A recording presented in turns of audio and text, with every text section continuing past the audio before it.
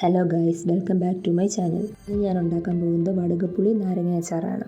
2 നാരങ്ങ ഞാൻ എടുത്തിട്ടുണ്ട്. അത് ചെറുതായിട്ട് അരിഞ്ഞ് ഉപ്പിട്ട് 2 മണിക്കൂർ വെക്കണം. ഇതിലേക്ക് ആവശ്യമുള്ളത് വെളുത്തുള്ളിയാണ്. ഈ അളവിൽ വെളുത്തുള്ളിയും ഒരു 15 പച്ചമുളകോളം വേണം. ഇനി 3 കഷ്ണം ഇഞ്ചിയും വേണം. ഇഞ്ചി ചെറിയ കഷ്ണങ്ങളായിട്ട് അരിയണം. പച്ചമുളക് 2ആയിട്ട് ഇട്ടാൽ മതി, വെളുത്തുള്ളി അരിയണ്ട.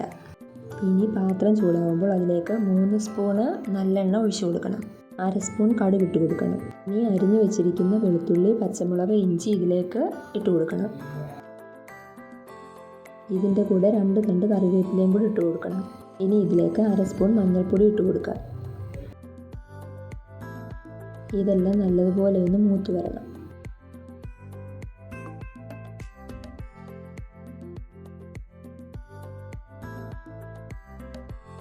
ഇനി ഇതിലേക്ക് ആവശ്യമായി ഉപ്പിട്ട് കൊടുക്കാം. നാരങ്ങയിൽ ഉപ്പിട്ടിട്ടുണ്ട്, ഇതിൽ കുറച്ച് ഉപ്പിട്ട് കൊടുക്കണം.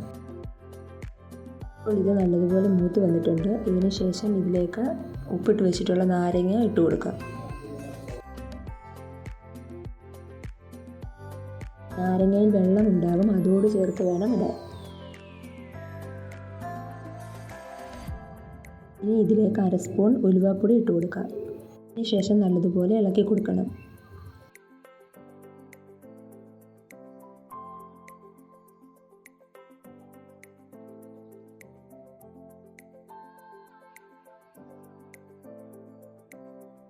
ഇനി ഉപ്പ് നോക്കിയിട്ട് ആവശ്യത്തിന് ഉപ്പിട്ട് കൊടുക്കണം. ഇനി ഇതിലേക്ക് 1/4 സ്പൂൺ കായപ്പൊടി ചേർത്ത് കൊടുക്കണം. അച്ചാർ ഇവിടെ റെഡി ആയിട്ടുണ്ട്. നിങ്ങൾക്ക് ഇഷ്ടപ്പെടുവാണെങ്കിൽ ട്രൈ ചെയ്ത് നോക്കണം. Thanks for watching.